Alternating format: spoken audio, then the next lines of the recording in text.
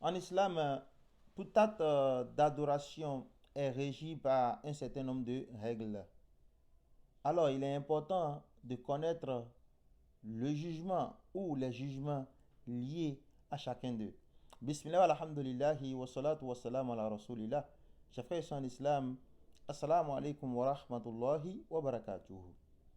Nous savons tous que nous sommes dans les 10 dernières nuits de Ramadan et beaucoup d'entre nous font l'effort d'aller observer la prière de Tahajjud dans les mosquées. Mais malheureusement, il y a un problème qui se pose. Beaucoup vont prier Tahajjud et malheureusement n'arrivent pas à se réveiller tôt pour observer la prière de Fajr. Ce qui est un grand péché, ce qui est très grave. Mais nous comprenons aisément cela. Cela est dû au fait que nous n'avons pas assez de connaissances par rapport au jugement, aux règles qui régissent chaque acte d'adoration. Le degré que nous pouvons porter, le jugement qui est porté sur chaque acte d'adoration. C'est surtout pour cela qu'aujourd'hui, nous allons nous rappeler les 5 jugements les plus importants par rapport à chaque acte d'adoration. Alors, chers frères en islam, nous allons parler du fardou, ce qui est fardou. Nous allons parler de ce qui est mustahabou. Nous allons parler de ce qui est haram. Nous allons parler de ce qui est makrour et nous allons parler du mubah. Alors, fardou. Qu'appelle-t-on fardou? Fardou, c'est ce qui est obligatoire. C'est tout acte d'adoration qui est obligatoire. Lorsque nous accomplissons cet acte d'adoration, nous sommes récompensés par Allah subhanahu wa ta'ala. Et si jamais nous délaissons cela, on sera fortement châtié par Allah subhanahu wa ta'ala. Donc, ce qui est obligatoire, on ne doit pas délaisser cela en aucun cas. Ici, nous pouvons dénombrer deux types de fard. Nous avons al-fardu ayn et fardu kifaya. Quand nous parlons de fardu ayn, c'est cette obligation qu'incombe à chacun d'entre nous, à chaque musulman. Le fait de prier, par exemple, les 5 prières quotidiennes, c'est une obligation à chacun des musulmans, à tous les musulmans, pris individuellement. Le fait de jeûner le ramadan, c'est une obligation personnelle. Par contre, quand nous parlons de fardu kifaya, c'est une obligation collective. Par exemple, le fait de mémoriser le Coran. Lorsque nous avons une ou deux personnes qui ont mémorisé le Coran, même si d'autres personnes ne mémorisent plus ça, ce n'est plus un péché. Il faut forcément qu'il y ait au moins un groupe qui observe, qui applique ce fardu kifaya.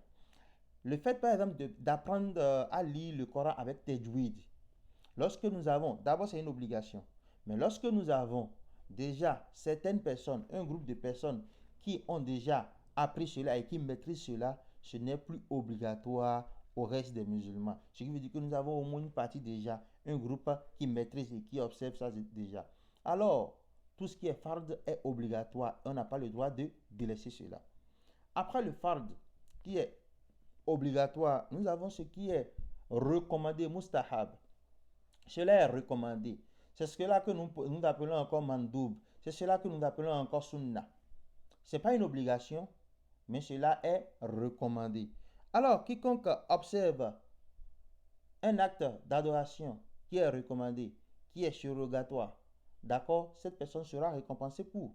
Mais quiconque ne la pratique pas, il n'y a aucun péché en cela. La personne n'aura pas de récompense. Lorsque vous pratiquez une sunna du prophète Mohammed sallallahu alayhi wa sallam ou bien un acte d'adoration qui est une sunna, il y a des récompenses pour cela. Mais lorsque nous délaissons cela, nous ne la pratiquons pas, il n'y a pas de péché pour ça. Alors, mais il est meilleur de la pratiquer. Alors, le troisième jugement dont nous allons parler, c'est haram, ce qui est interdit. Ce qui est interdit. Vous allez voir au niveau de plusieurs actes d'adoration, nous parlons de nawakid, les interdictions, mais les actes qui annulent ci, les actes qui annulent ça. Il faut connaître ce qui est haram pour pouvoir savoir ce qui annule ou ce qui n'annule pas. Alors lorsque nous disons que quelque chose est haram en islam, nous ne devons pas du tout l'appliquer. Un acte d'adoration, d'accord, lorsqu'on dit que telle chose est haram dans l'adoration, on ne doit pas la pratiquer. Lorsque nous délaissons cela et nous délaissons cela en guise d'obéissance à Allah subhanahu wa ta'ala, nous sommes fortement récompensés pour ça. Mais lorsque quelqu'un applique cela, lorsque quelqu'un commet le haram, l'illicite, ce que nous appelons l'illicite bien sûr, cela est fortement châtié par Allah subhanahu wa ta'ala. Et quiconque a commis le haram sera puni par Allah subhanahu wa ta'ala. Alors, le quatrième acte dont nous allons nous parler aujourd'hui, c'est le makrour. Le quatrième jugement, pardon, c'est le makrour. C'est ce qui n'est pas haram, ce n'est pas interdit, mais il est préférable si nous délaissons cela. Cela est détesté, d'accord? Cela est détesté soit dans notre communauté ou bien il est préférable de ne pas du tout commettre ces actes-là. Alors, quiconque délaisse cela sera récompensé, mais quiconque ne délaisse pas cela et l'applique ne sera pas puni parce que ce n'est pas haram, c'est juste détestable. Nous ne voulons pas, nous ne sommes pas recommandés, mais ce n'est pas haram. Et on ne doit pas confondre ce qui est haram et ce qui est makrour. Malheureusement, aujourd'hui, il y a beaucoup de conflits dans les mosquées ou bien entre les étudiants de Mohara où si les gens ne maîtrisent pas ce qui est haram ou bien ce qui est makrour, on veut faire passer forcément ce qui est makrour et pas le haram. On veut dire que non, c'est telle chose qui est makrour là, au lieu de dire que c'est makrour et laisser chacun faire ce qu'il veut, nous voulons forcément dire que c'est haram. Faisons très attention. Si Allah n'a pas rendu quelque chose haram, il n'est permis à personne de rendre cela haram. Donc, makrour ici, c'est ce qui est préférable de délaisser. Et lorsque nous délaissons cela, nous serons récompensés par Allah subhanahu wa ta'ala. Mais lorsque nous l'appliquons, il n'y a aucun péché en cela. Et pour finir, c'est le mubah. Le mubah, c'est ce qui est permis en islam. Cela est permis. D'accord? Si toi tu veux, tu peux le faire. Si tu veux, tu peux le délaisser.